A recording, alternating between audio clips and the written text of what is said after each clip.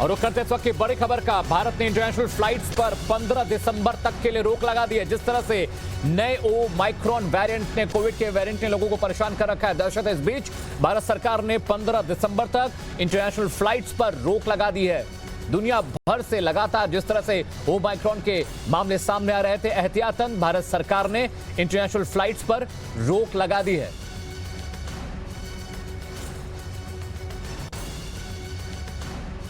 इस वक्त की बड़ी खबर आपको बता रहे, भारत सरकार ने इंटरनेशनल फ्लाइट्स पर जो रोक की म्याद थी वो बढ़ा दी है। 15 दिसंबर से शुरू होने वाली थी फ्लाइट्स। अब जो बैन था इंटरनेशनल फ्लाइट्स का, भारत सरकार ने उसकी म्याद, उसकी तारीख, उसकी समय सीमा बढ़ा दी है। पहले 15 दिसंबर से शुरू होने वाली थी फ्लाइट्स। इस वक्त की बड़ी खबर आपको बता रहे हैं, ओमाइक्रॉन वेरिएंट के आने के बाद भारत सरकार ने इंटरनेशनल फ्लाइट्स पर जो रोक की म्याद है, समय सीमा है, उसमें इजाफा कर दिया, उसको बढ़ा दिया है। पहले 15 दिसंबर से इंटरनेशनल फ्लाइट्स शुरू होने की बात कही जा रही थी, लेकिन अब ओमाइक्रॉन के खतरे के बीच भारत सरकार ने इंटरनेशनल फ्लाइट्स का जो समय सीमा थी, जो म्याद थी, उसको बढ़ा दिया है। पहले सरकार ने कहा था कि 15 दिसंबर से फ्लाइट्स आ सकती हैं, लेकिन अब उसकी म्याद, उसकी समय सीमा को बढ़ा दिया गया। मेरी सहयोगी हर्षा इस खबर पर ज्यादा रोशनी डालने के लिए मेरे साथ जुड़ रही हैं। हर्षा, खतरा था, सरकार ने एहतियाती कदम उठाया है। बिल्कुल, देखिए सबसे पहले समझना पड़ेगा कि ओमाइक्रॉन अभी बहुत सारी कंट्रीज है जो एट रिस्क है, और जो एट रिस्क कंट्रीज का जो नंबर है वो लगातार बढ़ता चला जा रहा है। Israel, Italy, south Africa, Hong Kong, Botswana, in fact Canada भी उस लिस्ट में जल्दी शामिल होने वाला है, सूचना भी मिल रही है। लिहाजा जितना ज्यादा एट रिस्क कंट्रीज की लिस्ट बढ़ती चली जा रही है, उससे में सिविल एविएशन को भी अपनी तरफ से जो गाइडलाइंस है, जो एसओपीज, उनको बेहतर करना होगा। इंटरनेशनल फ्लाइट की जो म्याद है अब वो खत्म कर, जो 15 दिसंबर तक होने वाली थी, उस पर रोक लगा दी गई है, यानी कि वो दोबारा से रिज्यूम नहीं हो पाएंगी। ये एक बड़ा फैसला ओमाइक्रॉन को देखते हुए, क्योंकि अगर म्यूटेशन किसी भी तरह से देश में प्रवेश कर जाता है तो उसको कैच कर पाना और भी ज्यादा मुश्किल होगा। लिहाजा अभी हमारे देश में 4 केसेस हैं जो कोविड पॉजिटिव है, उनकी सैंपलिंग चल रही है। वो डेल्टा है कि ओमाइक्रॉन की पता नहीं चल पाए, पुष्टि नहीं हो पाई है। लिहाजा गाइडलाइंस, एसओपीज को और भी ज्यादा सख्त किया गया है, और सिविल एविएशन मिनिस्ट्री की तरफ से ये बड़ा फैसला है जो लिया गया है, क्योंकि अभी सिक्किम में इकलौता ऐसा राज्य है जहाँ पे जो इंटरनेशनल फ्लाइट्स उनको 15 दिनों के लिए बंद कर दिया गया, सस्पेंड कर दिया गया 15 दिनों के। लिहाजा एविएशन अथॉरिटी को भी एक सख्त डिसीजन लेना था, उसी दिशा निर्देश में ये डिसीजन देखा जा रहा है। चलिए हर्षा, तो ये पता लग पाया है कि हर्षा, ये जो म्याद अभी 15 दिसंबर तक थी, कब तक ये बैन रहेगा? म्याद कब तक बढ़ाई गई है? कब तक फ्लाइट्स की आवाजाही रोकी गई है?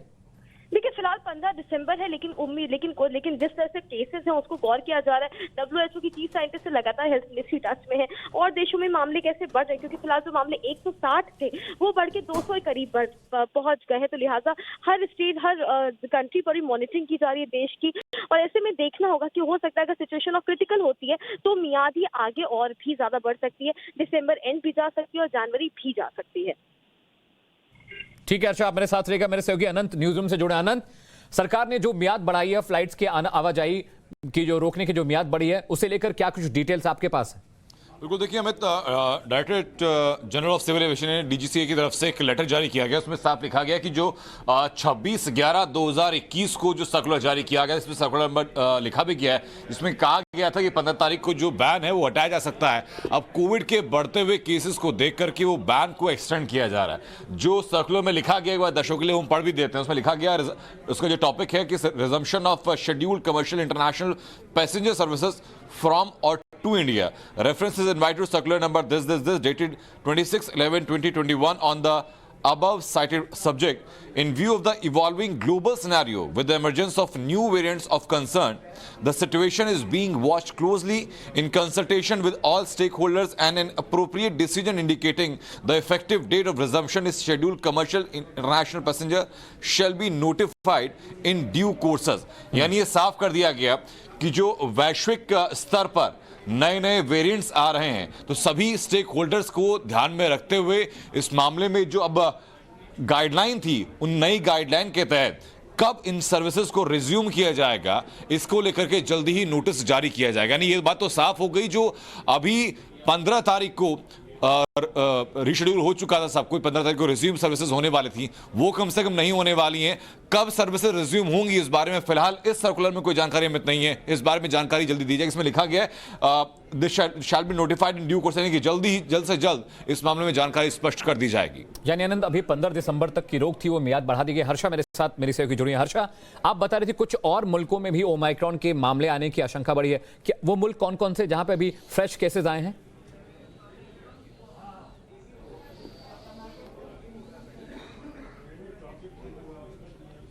लगता है हर्षा से हमारा संपर्क टूट गया। अनंत, मैं आपके पास आऊंगा।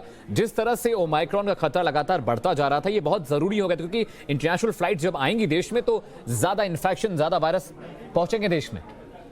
बिल्कुल, देखिए इसके लिए देखिए भारत में न सिर्फ केंद्र सरकार की तरफ से बल्कि अलग अलग राज्य सरकारों की तरफ से प्रिकॉशन लिए गए थे हमें। तो आपको याद होगा कि मुंबई की जो मेयर हैं मिसेस पेडनेकर, उनकी तरफ से साफ कर दिया गया था कि मुंबई में जितनी भी फ्लाइट्स लैंड होंगी, इंटरनेशनल फ्लाइट्स खास तौर पर, उन सबके जो पैसेंजर्स हैं उनकी जांच की जाएगी अगर रिज्यूम सर्विसेज होती हैं, और उसी जांच के आधार पर नए नए सैंपल्स कलेक्ट किए जाएंगे। उन सैंपल्स को लेकर के जल्द से जल्द उनको लैब में भेज करके जो नए स्ट्रेन के जो लक्षण हैं उनको पहचानने की कोशिश की जाएगी। वैसे ही आधार पर हर राज्य सरकार इसी को लेकर के अलर्ट थी, बार बार ये आगाह भी किया जा रहा था WHO की तरफ से भी और जो भारतीय मेडिकल संस्थान उनकी तरफ से भी, कि आप जो अभी तक के प्रिकॉशंस लिए जा रहे हैं उन प्रिकॉशंस में आप कोई भी ढिलाई ना बरतें। जितने मेडिकल एक्सपर्ट्स समेत आपने और हम लोगों ने बात की, उनका कहना यही था कि वैक्सीन की दोनों डोजेस जिन लोगों ने ली हुई हैं उनके लिए बेहतर बात है, क्योंकि ओमाइक्रॉन अगर से संक्रमित अगर आप होते भी हैं तो आपके लिए लीथल नहीं होगा, वो जानलेवा नहीं होगा, वो सिर्फ आपको कुछ हद तक नुकसान पहुंचा सकता है, लेकिन आपके ठीक होने के जो चांसेस हैं वो काफ़ी ज़्यादा अच्छे, काफ़ी ज़्यादा बेहतर रहते हैं। लेकिन अगर आपने वैक्सीनेशन पूरा नहीं किया है तो आपके लिए खतरे की बात हो सकती है। लेकिन फिलहाल राहत की बात यह कि भारत के अंदर अभी तक ओमाइक्रॉन के इक्का दुक्का मामले सामने आए। खाली भारत के अंदर कोई ऑफिशियल एंट्री के लिए इसमें कुछ कहा नहीं गया, लेकिन अभी तक कोई मृत्यु की बात भी सामने नहीं है। एक जो सिर्फ कंसर्न वाली बात अमित वो ये है